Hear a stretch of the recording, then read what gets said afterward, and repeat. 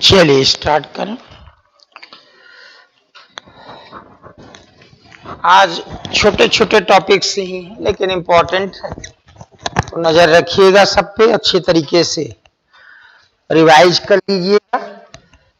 कोई भी एग्जाम देना हो तो साल भर का टॉपिक करंट के नाम पूछा जाता है। तो चलिए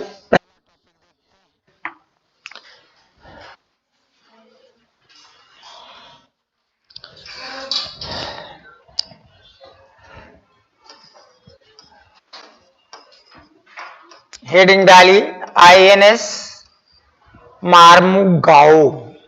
आईएनएस मार्मुगाओ, ये इस रूप में भी आपसे पूछा जा सकता है और इसी रूप में आप तैयार करेंगे। इसी दिन मैं आपको डिटेल में बताऊंगा। नेवी के पास कई प्रकार के वेसल होते हैं। वेसल से तात्पर्य शिप वगैरह सब मिला के, चाहे आप उसको एयरक्राफ्ट करियर वारशिप बोलें, कुछ पेट्रोलिंग वेसल होते हैं, कुछ फ्रीगेट होते हैं। फ्रीगेट छोटी सी नाव, आक्रमण करने में बड़ा सहायक सिद्ध होती है। तो अलग अलग प्रोजेक्ट के तहत ध्यान रखेंगे। जैसे हम लोगों ने प्रोजेक्ट 75 चर्चा की थी क्लास में, इसके तहत पनडुब्बियां बन रही हैं। उसी प्रकार से प्रोजेक्ट 17A, वैसे ही पीस 15B, तो आप इसके नाम से तैयार करेंगे। भारत के 4 कोनों के 4 शहरों के नाम पर इसमें कुछ वेसल तैयार किए गए हैं। सरल सी भाषा में युद्धपोत तैयार किए गए हैं। क्या क्या करेंगे, कैसे करेंगे, इसको बना रहे हैं MDL। तो दिमाग में तुरंत आना चाहिए MDL कहां है ना। अक्सर कभी कभी क्लास में चर्चा होती है गार्डन रीच शिप बिल्डर्स, ये कहां, इनकी तो बार बार चर्चा होती है। तो Mazagon dockyards limited Mumbai, garden reach Kolkata, तुरंत दिमाग में आए। ये सब तैयार करते हैं इस प्रकार के वेसल, इस प्रकार के बोट। अब 4 बनने हैं, चारों के नाम आपको याद रखने हैं। बाकी कितने इसमें नेवी को सौंप दिए गए, कितने अंडर प्रोसेस चल रहे हैं, ये सारी चीजें दिमाग में होनी है। एक विजुअल भी देख लेते हैं तो इसका असर ये होता है कि दिमाग में रहता नहीं वो बात हम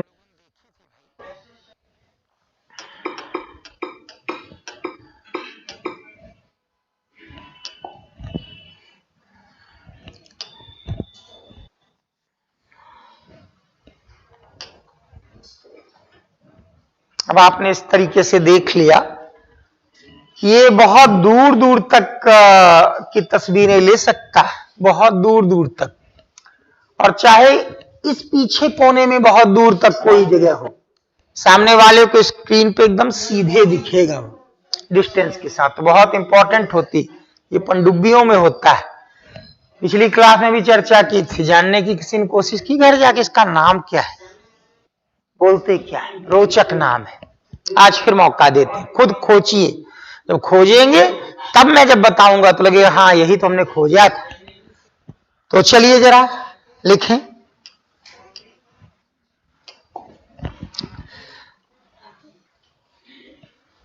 INS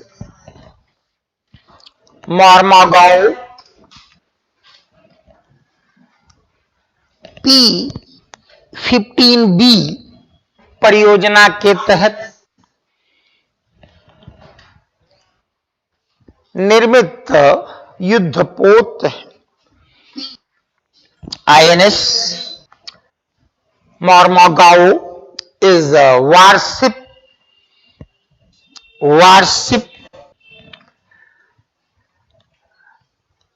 constructed according to P-15B project। इसका निर्माण Mazagon dock ship builders limited द्वारा किया गया है। It is manufactured by Mazagon dock ship builders limited. इसका निर्माण Mazagon dock ship builders limited द्वारा किया गया है। Ship builders limited. इस परियोजना के तहत 4 युद्धपोतों का निर्माण किया जा रहा है। 4 warships are being constructed in this project. INS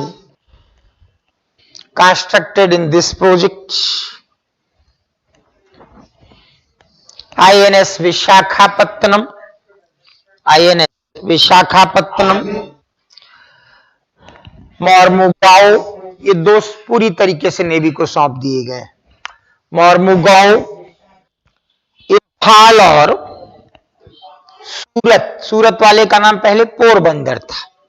Imphal और सूरत, लोकेशन देखिए तो चारों अलग अलग कोने पे मिलेंगे देश की। Imphal and Surat. INS Mormugao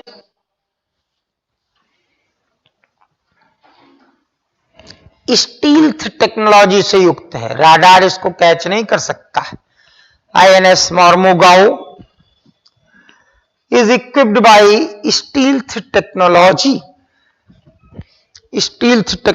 से युक्त है। is equipped by stealth technology। इसमें गाइडेड मिसाइल भी प्रयोग की गई हैं। Guided missiles are also used in it.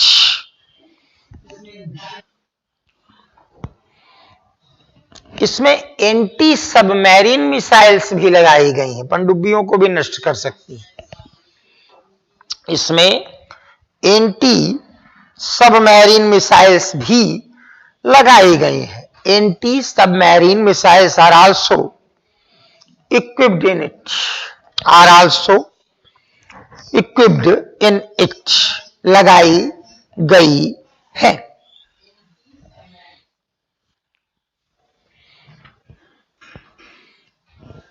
चलिए अगला भी थोड़ा इंपॉर्टेंट रहेगा।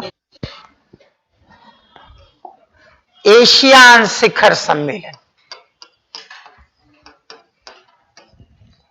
इकोनॉमी में आप पढ़ते हैं साउथ ईस्ट एशिया के 10 देशों का समूह है। अगर आप मैप सामने रख लेंगे तो बड़ी आसानी के साथ इनके नाम बता देंगे। ये सब हमारे पड़ोसी देश ही कहे जा सकते हैं। शुरुआत इनकी होती है म्यांमार से, उसके बाद थाईलैंड, सिंगापुर, फिर इंडोनेशिया, मलेशिया, उसी प्रकार से ब्रुनेई, फिलीपींस। तो ये सारे देश 3 इन देशों के साथ, इनको साइनो इंडिया कहते हैं। इन 3 देशों के साथ कभी मन हो तो ऐसे 10-10, 20-20 शब्दों में इनको अलग से तैयार कर लें। साइनो इंडिया, हिंद चीन। हिंद और चीन दोनों का नाम क्यों लिया? तो बेसिकली ये लोग मंगोलायड्स, तो इस तरीके से चीन की नस्ल है, लेकिन कल्चर भारत का है, इसलिए इसको साइनो इंडिया कहते हैं। ध्यान देंगे ये लाओस नाम का देश, किसी जमाने में सफेद हाथी मिल जाते थे यहाँ, लैंड लॉक्ड कंट्री। ये आप थोड़ा सा ध्यान से देखेंगे तो ये वियतनाम, हुक टाइप का बना हुआ एक देश, बड़ा चर्चित देश है। जब आप मेंस पढ़ेंगे वियतनाम की बड़ी चर्चा सुनेंगे आप। हो ची मिन्ह वियतनाम के राष्ट्रपिता माने जाते हैं। वियतनाम कम्युनिस्ट कंट्री माना जाता है, लेकिन चीन से इसकी नहीं पड़ती, हमसे अच्छे रिश्ते रखता है। यहां भी जैसे हमारे देश में चलाई गई ना, लिबरलाइजेशन, प्राइवेटाइजेशन, ग्लोबलाइजेशन, नई आर्थिक नीति 1991 नरसिम्हा राव, वैसे यहां के लोगों ने भी दोई मोई नाम से नई आर्थिक नीतियां चलाई। इंडिपेंडेंट फॉरेन पॉलिसी का प्रयोग करता है, अच्छा देश है। और एक ऐसा देश जिसने कभी अमेरिका तक को पराजित कर दिया था। यूएसए अब तक एक ही लड़ाई सीधे सीधे हारा है, वो वियतनाम से हारा है, इसी देश से। तो दिमाग में रखना है, यूज किया जाता है ये सब। ये है कंबोडिया, कंबुज के नाम से। हम लोग इससे 2000 साल से जुड़े हुए हैं।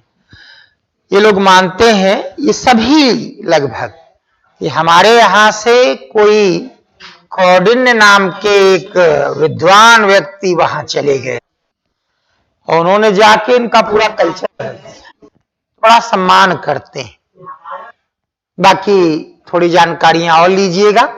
ये 10 देश मिलकर एशियान बनाते हैं।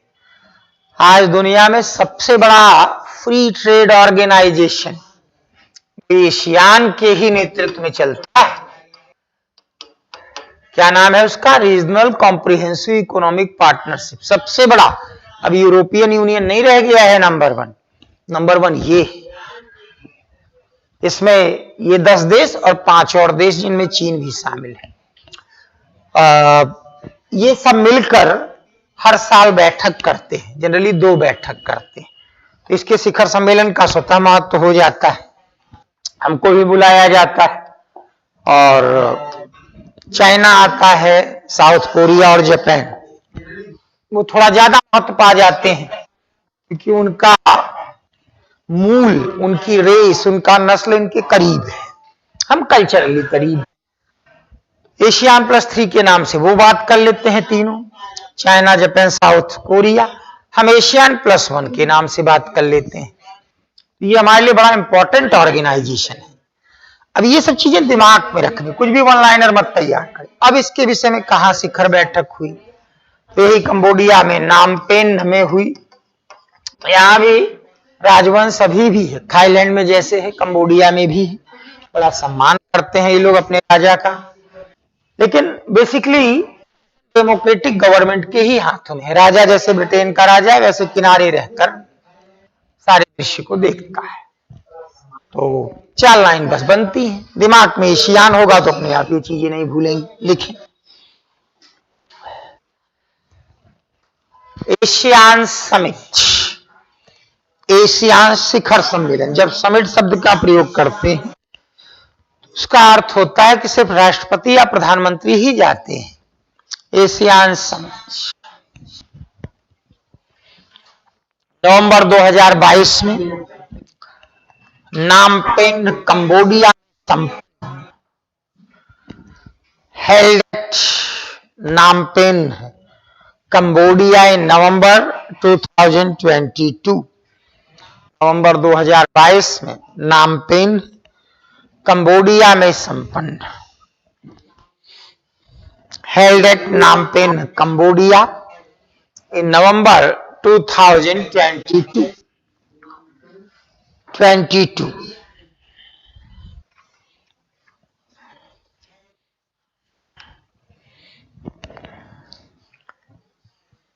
एशियान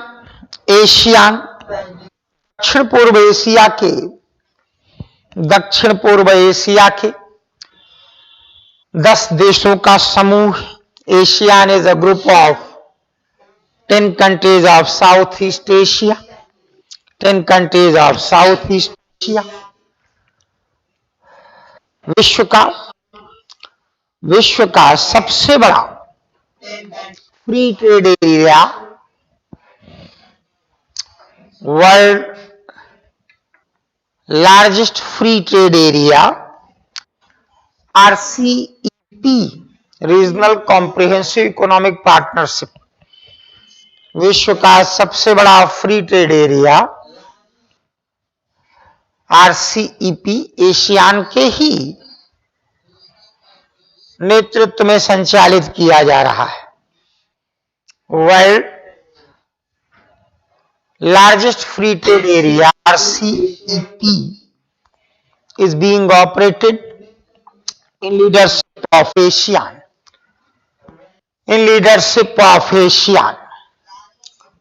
2010 में, इसी को याद रखना है, 2010 में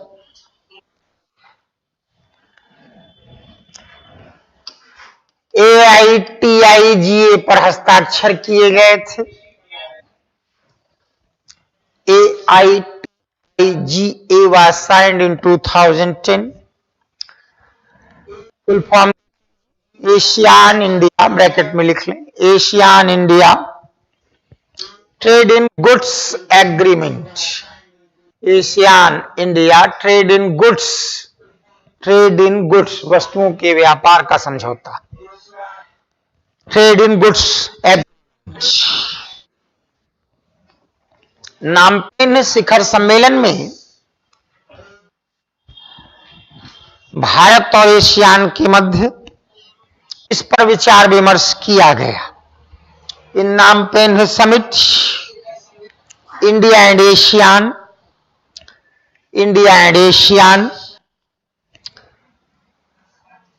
discussed it. India and ASEAN discussed it, इस पर विचार विमर्श किया। ब्रैकेट में भारत ने आरसीईपी को स्वीकार नहीं किया है। भारत ने आरसीईपी को स्वीकार नहीं किया है। India has not RCEP, RCEP को स्वीकार नहीं किया है, नहीं किया है। इसमें एशिया 10 देशों के साथ चाइना है, जापान, साउथ कोरिया है, ऑस्ट्रेलिया और न्यूजीलैंड। अच्छा, एशियान के साथ ही हमेशा एक ईस्ट एशिया समिट होती है, ध्यान रखिएगा। तो ईस्ट एशिया समिट जब होती है तो उसमें 18 देश भाग लेते हैं। 10 तो ये हो गए, 8 और ये 8 आपके लिए अगर मैप पे याद करेंगे इस तरीके से तो याद करना बहुत सरल है। जैसे इसमें रशिया भी है, यूएसए भी है, ऑस्ट्रेलिया भी है, न्यूजीलैंड भी है, प्रकार से जापान और साउथ कोरिया भी है, भारत और चाइना भी है। ये 8, इन 8 में 5 ने तो स्वीकार कर लिया है आरसीईपी, 3 ने नहीं किया है, यूएसए, रशिया और भारत। तो ये 15 देशों का समूह आज दुनिया के कुल ट्रेड के 30% से ऊपर पे अपनी हकदारी रखता है। अब दूसरे नंबर पे जो सबसे बड़ा फ्री ट्रेड एग्रीमेंट है वो है, इसमें 3 देश हैं, जैसे कनाडा और मैक्सिको। तीसरे नंबर पे यूरोपियन यूनियन है। तो ये सब दिमाग में सारी चीजें रहनी चाहिए। तो एक बार लिख लीजिए, इसी शिखर सम्मेलन के साथ पूर्वी एशिया शिखर सम्मेलन भी संपन्न हुआ। East Asia summit, East Asia Summit also held along with same summit, इसी शिखर सम्मेलन के साथ पूर्वी एशिया शिखर सम्मेलन भी संपन्न हुआ। East Asia Summit also held along with same summit, संपन्न हुआ, जिसमें एशियान के साथ 8 अन्य देशों ने भी भाग लिया। In which 8 other countries along with ASEAN participated, जिसमें एशियान के साथ 8 अन्य देशों ने भी भाग लिया। 8 other countries along with ASEAN participated, China, India, USA, Russia, Japan, South Korea,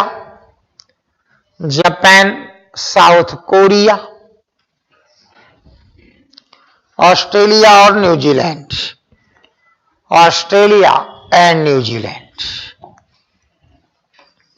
9 जनवरी 1915 को महात्मा गांधी दक्षिण अफ्रीका से फाइनली भारत आए थे। इसीलिए हम लोग प्रवासी भारतीय दिवस मनाते हैं। पहले हर साल होता था, 2003 से ये शुरू किया गया था, आजकल 2 साल पे करा रहे हैं। इस साल ये इंदौर में होगा।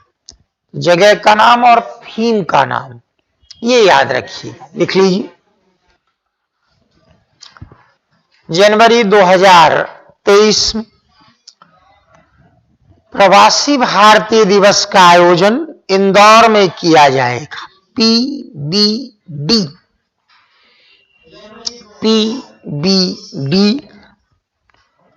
would held at Indore in January 2023, 9 जनवरी या जनवरी 2023 में प्रवासी भारतीय दिवस का आयोजन इंदौर में किया जाएगा। इसकी थीम है,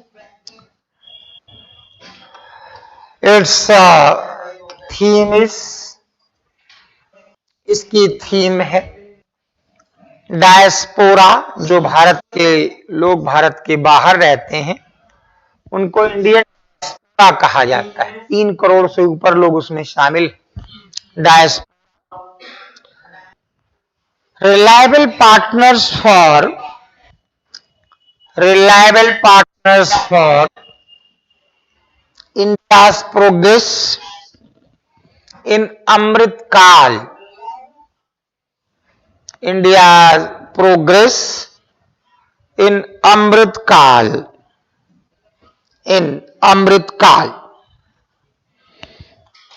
Reliable partners for India's progress in Amrit Kaal.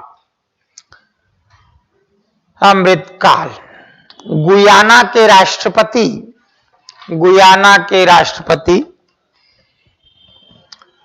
Mohammad Irfan Ali इसके मुख्य अतिथि होंगे। गुयाना के राष्ट्रपति मोहम्मद इरफान अली इसके मुख्य अतिथि होंगे। Mohammed Irfan Ali, president of Guyana would be its chief guest.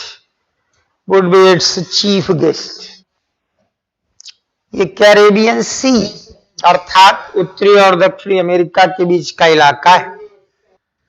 यहाँ ढेर सारे टापुई क्षेत्र हैं जिनको वेस्ट इंडीज कहते हैं, और कुछ ऐसे क्षेत्र भी हैं जैसे कि सुरीनाम, गुयाना। यहाँ भारतीयों की ठीक ठाक संख्या है, ठीक ठाक पद पे हम लोग पहुंच जाया करते हैं। ये सब भारतीय मूल के ही लोग हैं। इनको कभी अंग्रेज लेकर गए, वहां उन्होंने अपने अपने उद्देश्यों से प्रयोग किया।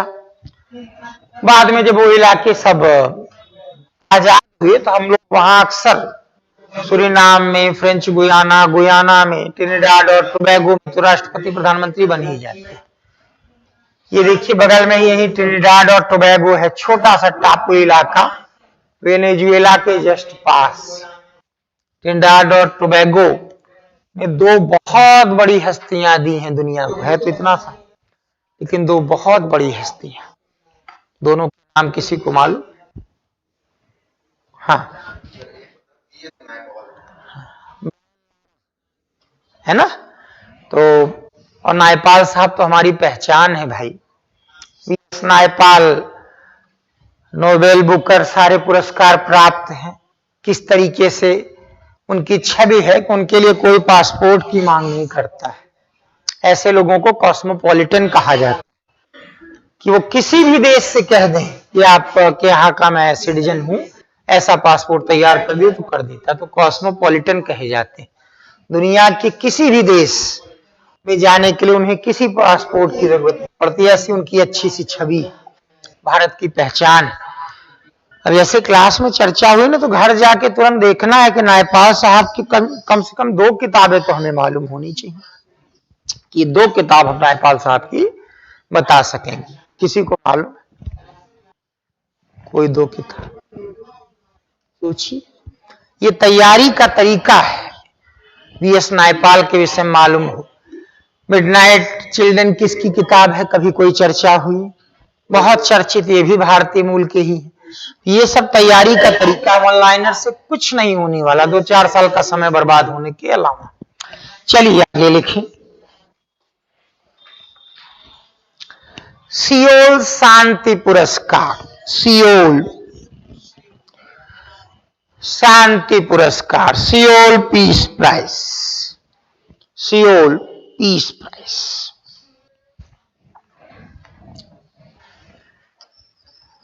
वर्ल्ड वाइड वेब, WWW, इसके आविष्कारक टिम बर्नर्स ली को ये दिया गया है। चर्चित शख्सियत है, बाकी कहने की जरूरत नहीं कि दक्षिण कोरिया, साउथ कोरिया के कल्चरल फाउंडेशन द्वारा ये दिया जाता है। तो लिख लीजिए जरा, सियोल पीस प्राइज 2022। यह पुरस्कार WWW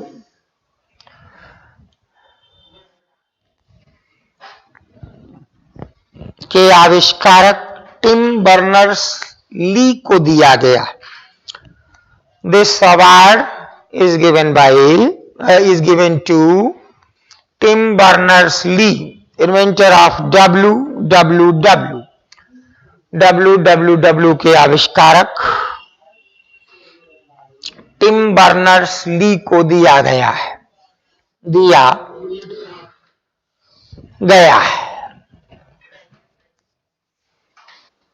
प्रति 2 वर्ष पर दक्षिण कोरिया के कल्चरल फाउंडेशन द्वारा यह दिया जाता है।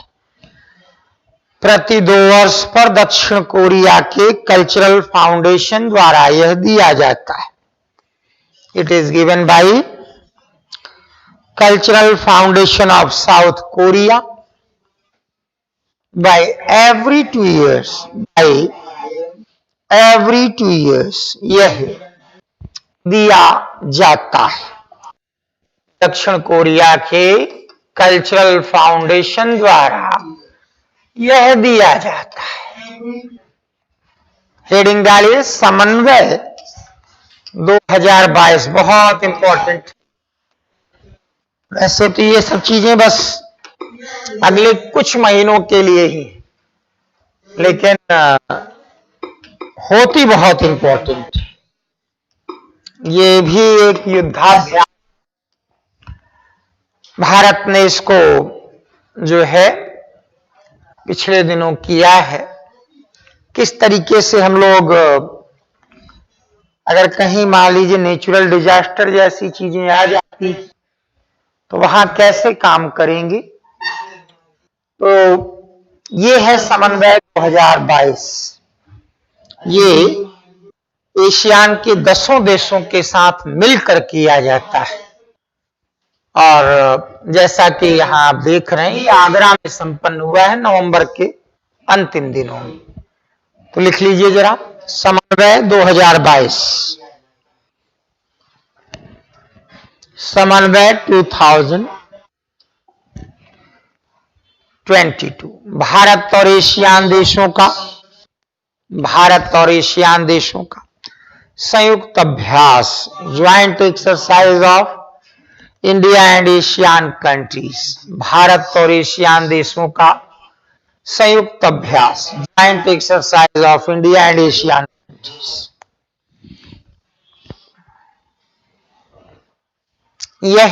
ये सभी लोग अंग्रेजी में ही लिखेंगे। यह है ह्यूमैनिटेरियन असिस्टेंस, मानवीय सहायता, मानवीय सहायता एंड डिजास्टर रिलीफ, और आपदा राहत पर केंद्रित है। It is based on humanitarian assistance and disaster relief, मानवीय सहायता और आपदा राहत पर केंद्रित है। इसका आयोजन आगरा के एयरफोर्स बेस पर किया गया। इसका आयोजन आगरा के एयरफोर्स बेस पर किया गया। It held at air force base of Agra, Agra के एयरफोर्स पर किया गया, एयरफोर्स बेस पर किया गया, एयरफोर्स बेस पर किया गया। अगली सूचना भी वैसे ही इंपॉर्टेंट, पिछली क्लास में आपको बता दिया गया था कि भारत ने भी निजी रॉकेट लॉन्च किया है। ऐसे ही एक और संस्था आई कुल कॉस्मोस, इसने अपना एक निजी लॉन्चिंग पैड भी तैयार कर लिया, यद्यपि जगह वही है, श्रीहरिकोटा सतीश धवन अंतरिक्ष केंद्र, लेकिन ये जो संस्था है अग्निकुल कॉस्मोस, ये अब अपने लॉन्चिंग पैड से भी रॉकेट भेजेगी, लेकिन वहां से ये निजी रॉकेट ही भेजेगी। तो भारत के पास अब निजी रॉकेट और निजी रॉकेट लॉन्चिंग सेंटर दोनों मौजूद हैं। अब आप थोड़ा सा वही स्पेस एक्स और उससे जुड़ी हुई चीजों से इसकी तुलना करिए, देखिए वो सब बहुत ज्यादा बड़े स्तर पर सक्रिय हैं, लेकिन फिर भी इसको थोड़ा सा दिमाग में रखेंगे तो लिख लीजिए जरा। अग्निकुल कॉस्मोस यह चेन्नई की कंपनी है। It is startup of Chennai, जिसने श्रीहरिकोटा के सतीश धवन अंतरिक्ष केंद्र पर, जिसने श्रीहरिकोटा के सतीश धवन अंतरिक्ष केंद्र पर, सतीश धवन अंतरिक्ष केंद्र पर निजी लॉन्चिंग पैड की स्थापना की है, which has set up private launching pads on Satish Dhawan Space Center of Sriharikota, Satish Dhawan space centre of Sriharikota, Sriharikota के सतीश धवन अंतरिक्ष केंद्र पर निजी लॉन्चिंग पैड की स्थापना की है। कंपनी ने अग्निबाण नामक रॉकेट भी तैयार किया है। Company has also prepared rocket as Agnibaan, company ने अग्निबाण नामक रॉकेट भी तैयार किया है। कंपनी हैज प्रिपेयर्ड और रॉकेट अग्निबाण, ब्रैकेट में चाहे लिख लीजिए।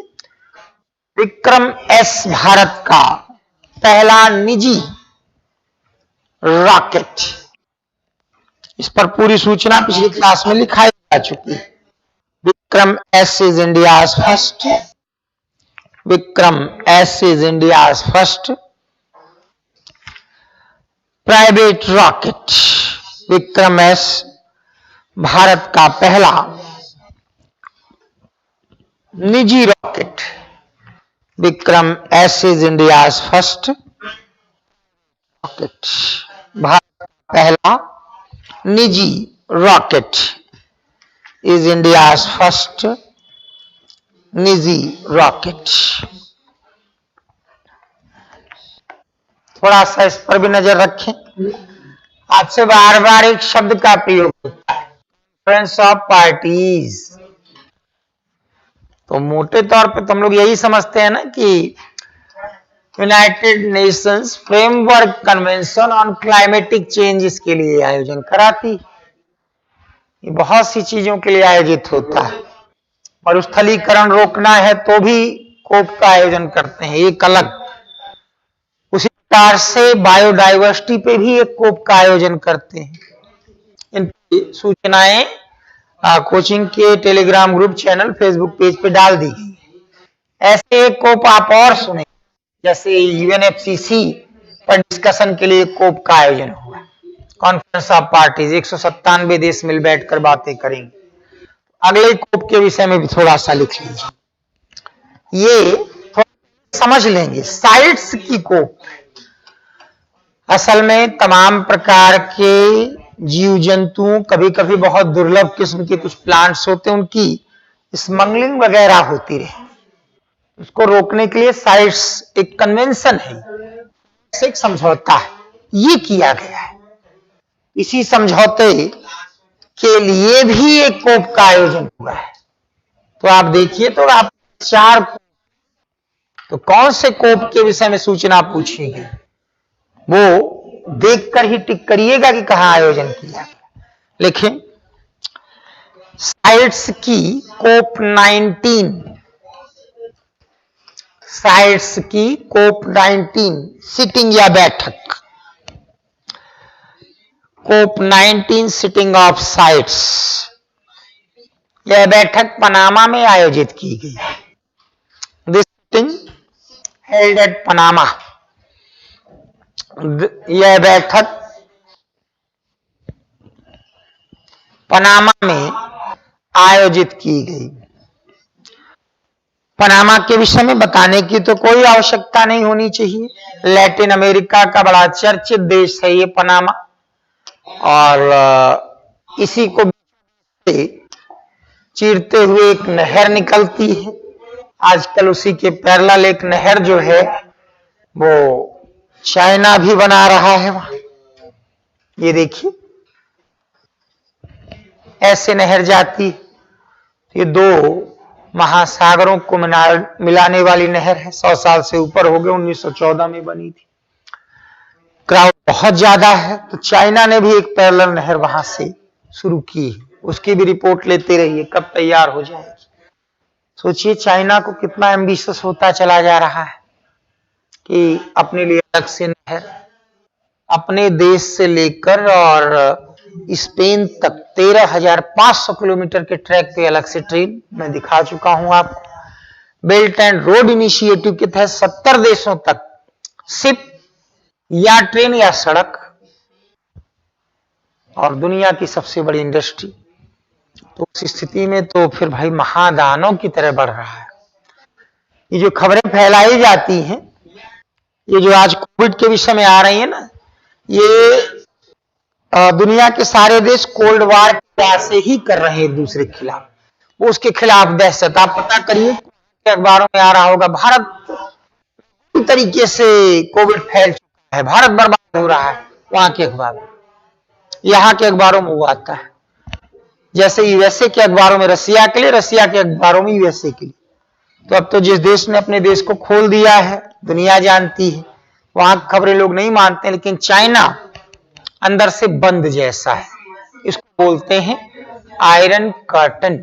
आयरन कर्टन या बंबू कर्टन शब्दों का प्रयोग किया जाता है। आप अपनी चीज बाहर न जाने दीजिए। तो उस स्थिति में वहां की खबरें यहां, इसी का उसको नुकसान भी हो सकता है। कुछ भी फैला दो, आप अपनी खबरें बाहर क्यों नहीं जाने देते हो? कोई कुछ भी फैला रहा, तो एक पैनिक क्रिएट हो, एक भगदड़ क्रिएट हो, ऐसा भी एक दूसरे पर प्रहार करते हो। हमारे लिए करता है, हम उसके लिए कर सकते हैं। तो जिससे कंपनियां वहां से निकले, कुछ हमारे यहां आए, कुछ और कहीं जाए। उसने भी ऐसी बहुत सारी चीजें की। तो ये सब चलता रहता है। ये पनामा में ये बैठक आयोजित हुई थी। लैटिन अमेरिकी कंट्री है, इस पर ध्यान रखेंगे। लिखें, साइट्स की कोप 19 सिटिंग या बैठक का आयोजन पनामा में हुआ नवंबर 2022। कोप 19 of sites held at Panama. Sites full form लिखें, कन्वेंशन ऑन, कन्वेंशन अर्थात समझौता,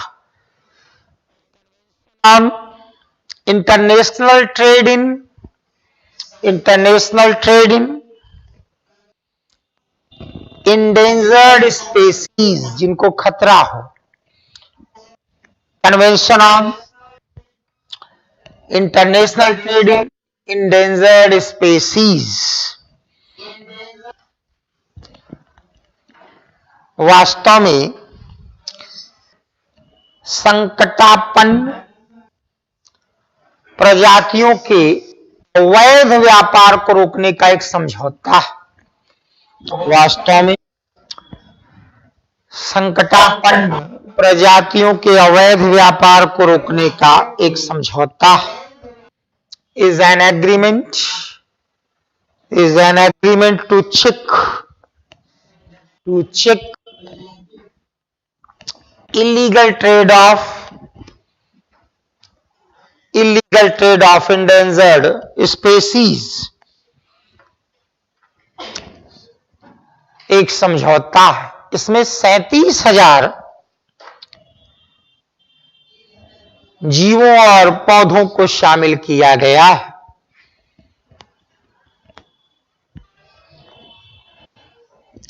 37,000 creatures and plant are comprised in it।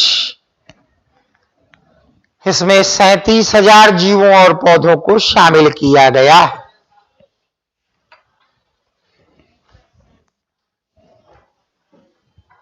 यह IUCN द्वारा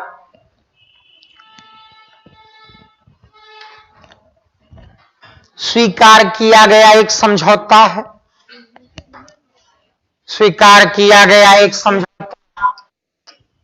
it is an agreement accepted by IUCN।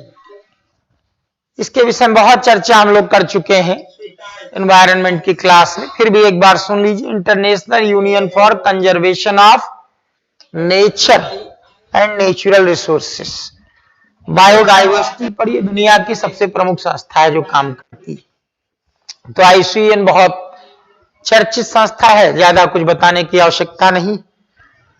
हमेशा एनवायरनमेंट पे इस पे अच्छा खासा हम लोग समय देते हैं। भारत भी शामिल है इस समझौते में, और ये 37,000 जो स्पेसीज हैं इनको 3 कैटेगरीज में इसमें रखा जाता है।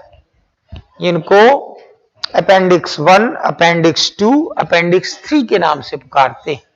ज्यादा खतरा आएगा तो यहां शामिल कर देते हैं। शेष चलता रहता है। जैसे कि रेड डाटा लिस्ट में 9 प्रकार की कैटेगरीज बना दी गई हैं। खतरा बढ़ता जाता है तो कैटेगरीज उनकी बदलती चली जाती है। लिखें, भारत भी साइट्स में शामिल। India is also participating in sites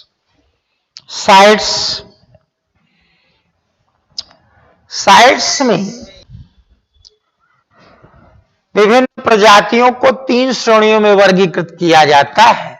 various species are classified into 3 categories in CITES. विभिन्न प्रजातियों को 3 श्रेणियों में शामिल किया जाता है। वेरियस कैटेगरीज आर या species are classified into 3 categories in sites.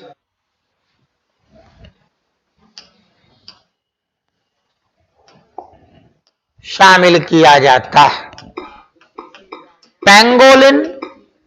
Pangolin को दुनिया के तस्करी के कारण सर्वाधिक संकटापन्न जाति माना जाता है। पैंगोलिन को तस्करी के कारण दुनिया के सर्वाधिक संकटापन्न जाति माना जाता है। Pangolin is considered the endangered most species of world due to smuggling। सर्वाधिक संकटापन्न जाति माना जाता है। ध्यान रखिएगा, जैसे आपने कहा खुद नष्ट हो जा रहे हैं, आपने कुछ वैसा कर दिया, ग्लोबल वार्मिंग मार दिया, तो वो रेड डाटा लिस्ट में आएंगे। तस्करी से जो खत्म हो रहे हैं वो साइट्स की लिस्ट में आएंगे। अंतर ये रहेगा। यूपीएससी वाले तो थोड़ा सा पेपर कुछ वैसे ही बनाते हैं ना। अब इसको एक बार रिकॉल कर लीजिए और छोटे से छोटे एग्जाम में जो तमाम बच्चे कहते हैं अरे हमारा एग्जाम इतना थोड़ी आता है, लेखपाल का पेपर भी कैसा आ रहा है। पहली बात तो मैं मानूंगा नहीं कि कोई छोटा एग्जाम है। जब आईएएस का इंटरव्यू देने वाला बच्चा उसको दे रहा है तो जाहिराना तौर पे छोटा एग्जाम हो ही नहीं सकता। तो रेड डाटा लिस्ट और साइट्स में अंतर क्या है, ये भी एक समझौता है। रेड डाटा लिस्ट एक बुक, इसमें 64,000 जातियों को शामिल किया गया जो खत्म हो रहे हैं चाहे जैसे खत्म हो रहे हैं। इसमें 37,000 जातियों को शामिल किया गया स्पीसीज को जो खत्म हो रहे हैं लेकिन ड्यू टू इलीगल ट्रेड, इसको अलग तरीके से संरक्षण दे रहे हैं, इसको अलग तरीके से। आजकल क्वेश्चन इसी से भरे रहते हैं। इसमें अपेंडिक्स 1 में रखते हैं स्मगलिंग के कारण जो खत्म हो रहे हैं, इसमें उनको कहते हैं क्रिटिकली इंडेंजर्ड। 10 साल में 80% साफ, क्रिटिकली इंडेंजर्ड। ये अलग है और ये अलग है, दोनों के अंतर को दिमाग में रखना है। ऐसे एक प्रश्न एसएससी जैसे एग्जाम में बताइए आ जाता है कि ऐसे एक प्रश्न आ गया कि साइट्स के अपेंडिक्स 1 में कौन सी प्रजाति शामिल, लोगों को समझ ही नहीं आती आया क्या, वो यही आया है। थोड़ा कंसंट्रेशन क्वेश्चन सही हो जाएगा। आगे लिखें,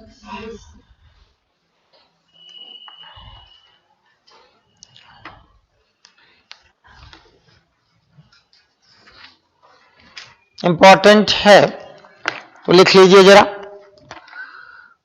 biodiversity heritage site, biodiversity heritage site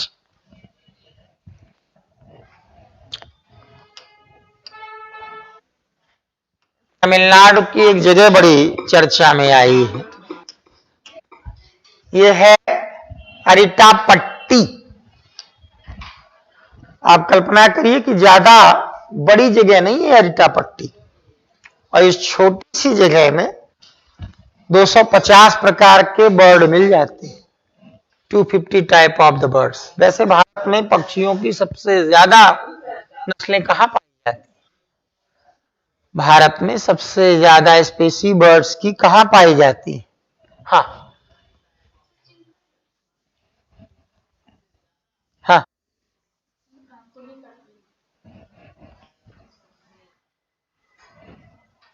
हाँ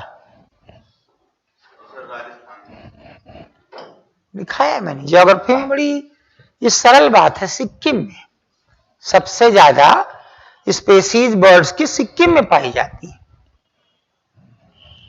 थोड़ा याद रखना है, वो जैसे वन लाइनर टाइप का है, आता है तो ठीक, नहीं आता तो गलत। तो ये है तमिलनाडु का अरिटापट्टी। लिख लीजिए पहले 1-2 लाइन सूचना।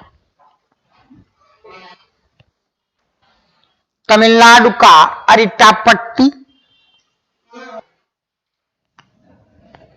बायोडाइवर्सिटी हेरिटेज साइट घोषित किया गया है। Arittapatti of Tamil Nadu is declared biodiversity heritage site, घोषित किया गया, घोषित किया गया। यह मदुरई जिले में स्थित है। It is located in Madurai district, Madurai district. यहां पक्षियों की 250 प्रजातियां पाई जाती हैं। 250 species of birds are found here. यहां पक्षियों की 250 प्रजातियां पाई जाती हैं। 250 species of birds are found here. जैव विविधता अधिनियम 2002 के तहत according to biological diversity act 2002, जैव विविधता अधिनियम 2002, according to biological diversity act 2002, biodiversity heritage site घोषित की जाती है। Diversity heritage site is declared. Biodiversity heritage site घोषित की जाती है according to biological diversity act 2002। Biodiversity heritage site is declared. Bharat में ऐसी कुल 35 sites, there are 45 such sites in India. Bharat में ऐसी कुल 35 sites, there are 35 such sites in India.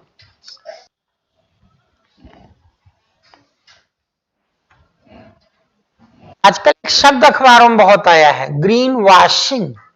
Green washing जैसे एक शब्द नहीं होता है, इवेंट मैनेजमेंट, इमेज बिल्डिंग, योजनाबद्ध ढंग से किसी की ऐसी इमेज बनाओ जो हकीकत चाहे न हो।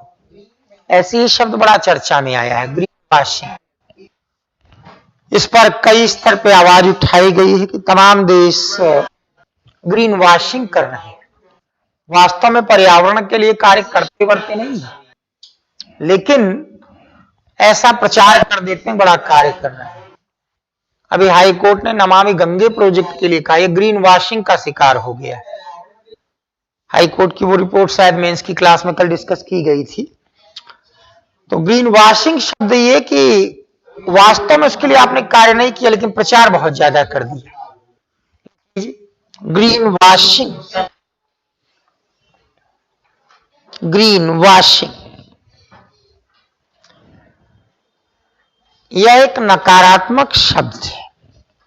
It is a negative phrase. यह एक नकारात्मक शब्द है। It is a negative phrase जो ऐसी स्थिति के लिए प्रयोग किया जाता है which is used for such scenario, which is used for such scenario, ऐसी स्थिति के लिए प्रयोग किया जाता है जिसमें पर्यावरण के लिए काम करने के स्थान पर दिखावा अधिक किया जाता है। पर्यावरण के लिए काम करने के स्थान पर दिखावा अधिक किया जाता है। in which just propagation या propaganda, just propaganda is being done in place of to do something for environment, in place of to do something concrete for environment। दिखावा अधिक किया जाता है। अगला यूपी का कोई भी एग्जाम देंगे इंपॉर्टेंट रहेगा, लिखें net zero carbon emission. Net zero carbon emission पर्यटन स्थल, net zero carbon emission tourist place. जब किसी क्षेत्र से जितना कार्बन इमिट हो उतना ही एब्जॉर्ब कर लिया जाए पेड़ पौधों के द्वारा, इसको नेट जीरो कहते हैं। जब किसी टूरिस्ट स्पॉट से ऐसा किया जाए, ये तभी संभव है। खूब पेड़ लगाइए और कोशिश करिए कि आप वहां सिर्फ इलेक्ट्रिक व्हीकल चला रहे हैं। उत्तर प्रदेश की सरकार ने पहले ऐसे नेट जीरो टूरिस्ट प्लेस की घोषणा की और ये मथुरा वृंदावन, लेकिन लक्ष्य थोड़ा आगे का रखते हैं जिससे कोई ज्यादा क्वेश्चन न करने लगे। नमामि गंगे में लक्ष्य था 2020 तक एकदम दुरुस्त कर देंगे। कोई पहुंच गया कोर्ट ने फटकार दिया, कुछ नहीं हुआ है, नाटक किया जा रहा है सर। अब वो चर्चा में, तो लक्ष्य दूर तक रखो। ये अभी कहां से पूछ रहे हो, अभी तो बहुत दिन है भाई, थोड़ा इंतजार करो। ये 2041 तक बनाया जाएगा ऐसा, लेकिन क्वेश्चन तो एक बन ही जाएगा। लिख लीजिए। मथुरा वृंदावन को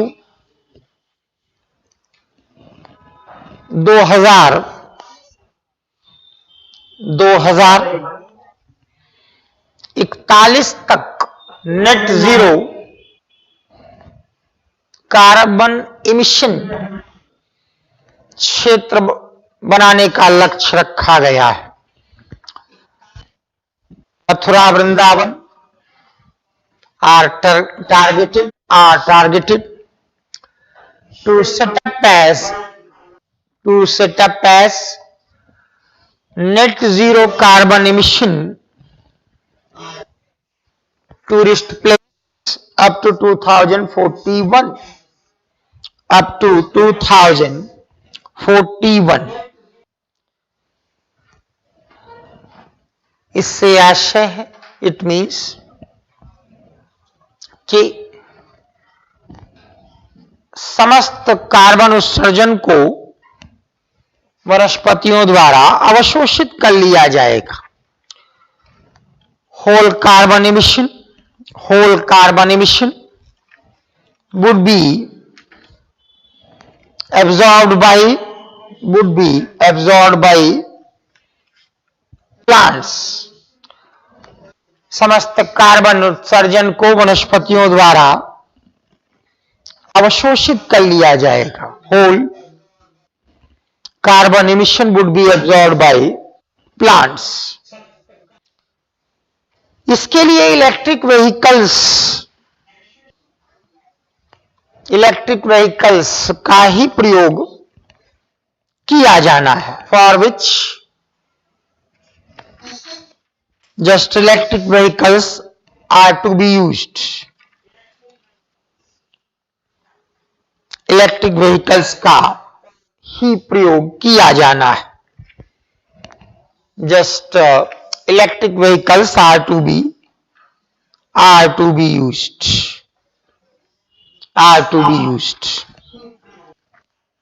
अभी पिछले दिनों एक सर्वे किया गया मदर टंग के विषय। उसमें बताया गया कि भारत में सबसे ज्यादा लोग हिंदी बोलते हैं। संख्या बढ़ी हुई थी 43.6, पहले 40% कहते। दूसरे नंबर पे बंगला को रखा गया है। पहले दूसरे नंबर पे तेलुगु थी। हिंदी के अलावा बहुत कम ऐसी भाषाएं हैं जो दो राज्यों में सबसे ज्यादा लोग बोली। अब तेलुगु नहीं, अब दूसरे नंबर पे बंगला हो गई। तो लिख लीजिए जरा, mother tongue survey of India. Mother tongue survey of India, भारतीय मातृभाषा सर्वेक्षण। भारतीय मातृभाषा सर्वेक्षण यह गृह मंत्रालय द्वारा कराया गया। It is executed by home ministry. यह गृह मंत्रालय कराया गया। It is executed by home ministry. इसमें 121 भाषाओं को 19,500 बोलियों में वर्गीकृत किया गया। जैसे हमारी हिंदी है, इसकी 22 बोलियां हैं, 22 टंग। कहीं अवधी, कहीं ब्रज, कहीं भोजपुरी, ऐसे बोली जाती है। सब हिंदी का हिस्सा। 121 भाषाओं को 19,500 बोलियों में वर्गीकृत किया गया है। 121 लैंग्वेजेस आर क्लासिफाइड